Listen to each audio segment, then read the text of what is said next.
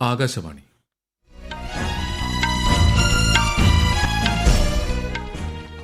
നമസ്കാരം. വാർത്തകൾ വായിക്കുന്നത് സുധീൻ സേനദീൻ.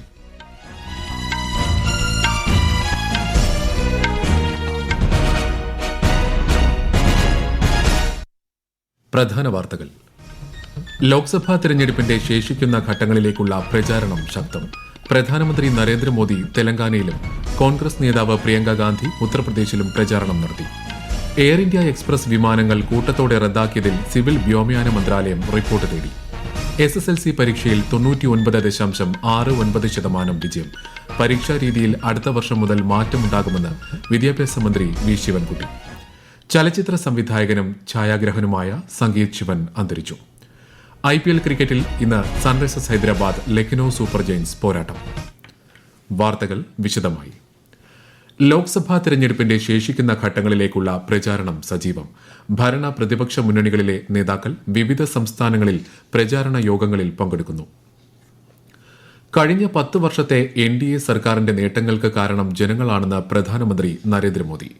പ്രതിരോധ ഇറക്കുമതിയിൽ നിന്ന് രാജ്യത്തെ പ്രതിരോധ കയറ്റുമതിയിലേക്ക് എത്തിക്കുകയും ജമ്മുകാശ്മീരിന് പ്രത്യേക പദവി നൽകിയിരുന്ന അനുച്ഛേദം 370 റദ്ദാക്കുകയും ചെയ്തതായി പ്രധാനമന്ത്രി ചൂണ്ടിക്കാട്ടി. തെലങ്കാനയിലെ കരീംനഗറിൽ തിരഞ്ഞെടുപ്പ് പ്രചാരണ യോഗത്തിൽ സംസാരിക്കുകയായിരുന്നു അദ്ദേഹം. രാജ്യം ആദ്യം എന്ന നയമാണ് BJP പിന്തുടരുന്നതെന്നും എന്നാൽ കോൺഗ്രസും BRSും കുടുംബം ആദ്യം എന്ന നയമാണ് പിന്തുടരുന്നതെന്നും പ്രധാനമന്ത്രി പറഞ്ഞു.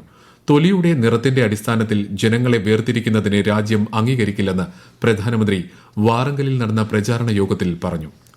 കേന്ദ്ര സർക്കാരിന്റെ ക്ഷേമ പദ്ധതികൾ തുടരാൻ BJP അധികാരത്തിലെത്തണമെന്ന് കേന്ദ്ര ആഭ്യന്തരമന്ത്രി അമിത്ഷാ. ഉത്തർപ്രദേശിലെ ലഖിംപൂർ ഖേരിയിൽ തിരഞ്ഞെടുപ്പ് യോഗത്തിൽ സംസാരിക്കുകയായിരുന്നു അദ്ദേഹം. ഹർദോയ്, കനോജ് ജില്ലകളിലും തിരഞ്ഞെടുപ്പ് യോഗങ്ങളിൽ ശ്രീ അമിത്ഷാ പങ്കെടുക്കുന്നുണ്ട്. കോൺഗ്രസ് പാർട്ടി അധികാരത്തിലെത്തിയാൽ ആശാ വർക്കർമാർ, അംഗൻവാടി വർക്കർമാർ, മഹാത്മാഗാന്ധി തൊഴിലുറപ്പ് പദ്ധതിയിലെ ഗുണഭോക്താക്കൾ എന്നിവരുടെ വേതനം ഇരട്ടിയാക്കുമെന്ന് Congress general secretary Priyanka Gandhi. BJP ജനങ്ങളെ വഴിതെറ്റിക്കുകയാണെന്ന് റായ്ബറേലിയിൽ തിരഞ്ഞെടുപ്പ് റാലിയിൽ സംസാരിക്കവെ അവർ പറഞ്ഞു. ഉത്തർപ്രദേശിലെ ഷാജഹാൻപൂരിൽ നടന്ന തിരഞ്ഞെടുപ്പ് റാലിയിൽ സമാജ്വാദി പാർട്ടി നേതാവ് അഖിലേഷ് യാദവ് BJPയെ കുറ്റപ്പെടുത്തി. വ്യാജ ഉറപ്പുകളാണ് BJP നൽകുന്നതെന്ന് അദ്ദേഹം ആരോപിച്ചു. ഫറൂഖാബാദിലും ശ്രീ അഖിലേഷ് യാദവ് സംസാരിക്കുന്നുണ്ട്. ഡൽഹി മുഖ്യമന്ത്രി അരവിന്ദ് കെജ്രിവാളിന്റെ അറസ്റ്റ് ആം ആദ്മി പാർട്ടിയെ ശക്തിപ്പെടുത്തിയിട്ടേ ഉള്ളൂവെന്ന് പാർട്ടി നേതാക്കൾ. ശ്രീ അരവിന്ദ് കെജ്രിവാൾ ജയിലിലാണെങ്കിലും പാർട്ടിയുടെ തിരഞ്ഞെടുപ്പ് പ്രചാരണം ശക്തിയായി മുന്നോട്ടു പോകുന്നതായി പാർട്ടി വക്താവ് ഗോപാൽ റായ് പറഞ്ഞു. വീട് വീടാന്തരമുള്ള പ്രചാരണവും റോഡ് ഷോകളും പാർട്ടി സംഘടിപ്പിച്ചിട്ടുണ്ട്. സമൂഹത്തിലെ എല്ലാ വിഭാഗങ്ങൾക്കും ഡൽഹി സർക്കാരിന്റെ നയങ്ങൾ ഗുണകരമായിട്ടുണ്ടെന്ന് ശ്രീ ഗോപാൽ റായ് അവകാശപ്പെട്ടു. രാജ്യത്തെ ജനങ്ങളെയും സ്വത്വത്തെയും സംസ്കാരത്തെയും കോൺഗ്രസ് നേതാവ് സാം പിട്രോഡ അപമാനിച്ചതായി BJP കുറ്റപ്പെടുത്തി. ഇന്ത്യക്കാരെ അപമാനിക്കുന്ന പരാമർശങ്ങളിലൂടെ കോൺഗ്രസ് തുറന്നുകാട്ടപ്പെടുകയാണെന്ന് BJP വക്താവ് സുധാൻഷു ത്രിവേദി പറഞ്ഞു. കേന്ദ്രമന്ത്രി രാജീവ് ചന്ദ്രശേഖറും ശ്രീ സാം പിട്രോഡയുടെ പരാമർശങ്ങളെ വിമർശിച്ചു. രാജ്യത്തിന്റെ വിവിധ ഭാഗങ്ങളിലുള്ള ഇന്ത്യക്കാരെ ചൈന, അറബ്, ആഫ്രിക്ക, വെള്ളക്കാർ എന്നിവരുമായി താരതമ്യം ചെയ്യുകയായിരുന്നു ശ്രീ പിട്രോഡ. എന്നാൽ ഇന്ത്യയുടെ വൈവിധ്യം വെളിവാക്കാൻ നടത്തിയ ഇത്തരം പരാമർശങ്ങൾ അംഗീകരിക്കുന്നില്ലെന്ന് കോൺഗ്രസ് ജനറൽ സെക്രട്ടറി ജയറാം രമേശ് വ്യക്തമാക്കി. രാജ്യത്ത് പൊതുമേഖലാ സ്ഥാപനങ്ങൾ താറുമാറാവുകയാണെന്ന കോൺഗ്രസ് നേതാവ് രാഹുൽ ഗാന്ധിയുടെ ആരോപണങ്ങൾ തള്ളി മുതിർന്ന BJP നേതാവും കേന്ദ്ര ധനമന്ത്രിയുമായ നിർമ്മല സീതാരാമൻ. നരേന്ദ്രമോദി സർക്കാരിന് കീഴിൽ പൊതുമേഖലാ സ്ഥാപനങ്ങൾ അഭിവൃദ്ധി പ്രാപിക്കുകയാണെന്ന് രാഹുൽ ഗാന്ധിയുടെ ആരോപണങ്ങൾക്ക് മറുപടിയായി ശ്രീമതി നിർമ്മല സീതാരാമൻ സമൂഹമാധ്യമത്തിൽ കുറിച്ചു.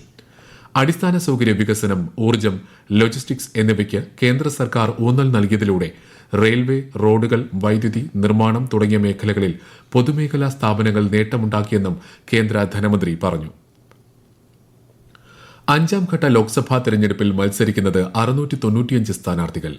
6 സംസ്ഥാനങ്ങളിലും 2 കേന്ദ്രഭരണ പ്രദേശങ്ങളിലുമായി 49 മണ്ഡലങ്ങളിലാണ് ഈ ഘട്ടത്തിൽ വിധിയെഴുതുന്നത്. ഈ മാസം 20 നടക്കുന്ന തെരഞ്ഞെടുപ്പിലേക്കായി സൂക്ഷ്മ പരിശോധനയ്ക്ക് ശേഷം 749 നാമനിർദ്ദേശ പത്രികകൾ സാധുവാണെന്ന് കണ്ടെത്തി.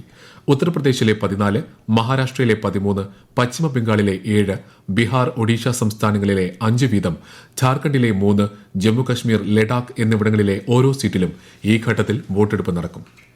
മിന്നൽ പണിമുടക്കിനെ തുടർന്ന് വിമാനങ്ങൾ റദ്ദാക്കിയതിൽ എയർ ഇന്ത്യ എക്സ്പ്രസ് അധികൃതരോട് സിവിൽ വ്യോമയാന മന്ത്രാലയം റിപ്പോർട്ട് തേടി. പ്രശ്നങ്ങൾ ഉടൻ പരിഹരിക്കാനും directorate general of civil aviation മാനദണ്ഡങ്ങൾക്കനുസൃതമായി യാത്രക്കാർക്ക് സൌകര്യങ്ങൾ ഉറപ്പാക്കാനും മന്ത്രാലയം നിർദ്ദേശം നൽകി.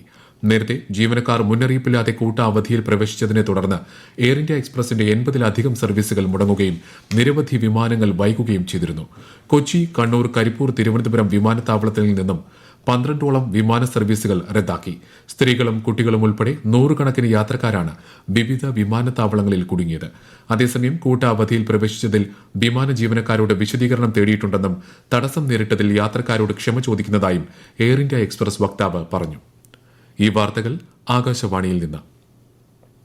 ശ്രീലങ്കയിലെ അംഗപരിമിതരായ സായുധ സേനാംഗങ്ങളെയും സാധാരണ പൌരന്മാരെയും പിന്തുണയ്ക്കുന്നതിന്റെ ഭാഗമായി ഇന്ത്യയുടെ സഹകരണത്തോടെ കൊളംബോയ്ക്ക് സമീപമുള്ള രാഗമയിൽ കൃത്രിമ അവയവം വിതരണം ചെയ്യുന്ന ക്യാമ്പിന് തുടക്കമായി. വിശദാംശങ്ങളിലേക്ക്. ശ്രീലങ്കയിലെ ഇന്ത്യൻ ഹൈക്കമ്മീഷണർ സന്തോഷ് ഝായും ശ്രീലങ്കൻ പ്രതിരോധ സഹമന്ത്രി പ്രമിത ഭണ്ഡാര തെന്നക്കോണും ചേർന്നാണ് 55 ദിവസം നീണ്ടു നിൽക്കുന്ന ക്യാമ്പിന് തുടക്കമിട്ടത്. ശ്രീലങ്കൻ രണവീരു സേവാ അതോറിറ്റിയുടെയും ഭഗവാൻ മഹാവീർ വികലാംഗ് സഹായത സമിതിയുടെയും സഹകരണത്തോടെ ഇന്ത്യൻ നയതന്ത്ര കാര്യാലയമാണ് ക്യാമ്പ് സംഘടിപ്പിക്കുന്നത്. ഇതിലൂടെ 1000 ശ്രീലങ്കൻ ഗുണഭോക്താക്കൾക്ക് കൃത്രിമ കൈകാലുകൾ ലഭ്യമാക്കുകയാണ് ലക്ഷ്യം. ഇന്ത്യയിൽ നിന്നുള്ള 8 കൃത്രിമ അവയവ നിർമ്മാണ വിദഗ്ധരെ പങ്കെടുപ്പിച്ച് ആരംഭിച്ച ക്യാമ്പ് കൊളംബോയിലും വാവുനിയയിലുമാണ് പുരോഗമിക്കുന്നത്. 375 കരസേനാ ഉദ്യോഗസ്ഥർ, 75 വീതം വ്യോമ നാവിക സേനാംഗങ്ങൾ, പോലീസ് ഉദ്യോഗസ്ഥർ, 200 സാധാരണ പൌരന്മാർ എന്നിവർക്ക് അവയവങ്ങൾ നൽകാനാണ് ക്യാമ്പിലൂടെ ലക്ഷ്യമിടുന്നത്. ദേശീയ സുരക്ഷയ്ക്കായി ത്യാഗമനുഷ്ഠിച്ച് നിലവിൽ വെല്ലുവിളി നേരിടുന്നവരെ സഹായിക്കുക കൂടിയാണ് ഉഭയകക്ഷി സഹകരണത്തിലൂടെ ലക്ഷ്യമിടുന്നത്. News desk, Akashvani. ഈ വർഷത്തെ SSLC പരീക്ഷാഫലം പ്രഖ്യാപിച്ചു. 99.69 ഇക്കുറി വിജയശതമാനം. 4,25,563 പേർ ഉപരിപഠനത്തിന് യോഗ്യത നേടി. 71,831 പേർ മുഴുവൻ വിഷയങ്ങൾക്കും A+ നേടിയിട്ടുണ്ട്. 99.91% വിജയത്തോടെ കോട്ടയം ജില്ലയാണ് വിജയശതമാനത്തിൽ മുന്നിൽ. വിജയശതമാനം ഏറ്റവും കുറവ് തിരുവനന്തപുരം ജില്ലയിലാണ്. 99.08% ജില്ലയിലെ വിജയം. ഏറ്റവും കൂടുതൽ A+ മലപ്പുറം ജില്ലയിലാണ്. 4,934 പേർ ഇവിടെ A+ നേടി. ലക്ഷദ്വീപിൽ 97.19% പേർ വിജയിച്ചു. അടുത്ത വർഷം മുതൽ പരീക്ഷാ രീതിയിൽ മാറ്റം വരുത്തുമെന്ന് മന്ത്രി വി ശിവൻകുട്ടി അറിയിച്ചു. പ്രശസ്ത ചലച്ചിത്ര സംവിധായകനും ഛായാഗ്രഹനുമായ സംഗീത് ശിവൻ അന്തരിച്ചു. മുംബൈയിലായിരുന്നു അന്ത്യം. യോദ്ധ, നിർണയം, ഗാന്ധർവം തുടങ്ങി നിരവധി ചിത്രങ്ങളുടെ സംവിധായകനാണ്. മലയാളം, ഹിന്ദി ഭാഷകളിൽ ചിത്രങ്ങൾ സംവിധാനം ചെയ്തിട്ടുണ്ട്. 1990 ഇറങ്ങിയ വ്യൂഹം എന്ന ചിത്രമായിരുന്നു സംഗീത് ശിവന്റെ ആദ്യ സംവിധാന സംരംഭം. പ്രശസ്ത ഫോട്ടോഗ്രാഫറും ഛായാഗ്രഹനുമായ ശിവന്റെ മകനാണ് സംഗീത് ശിവൻ.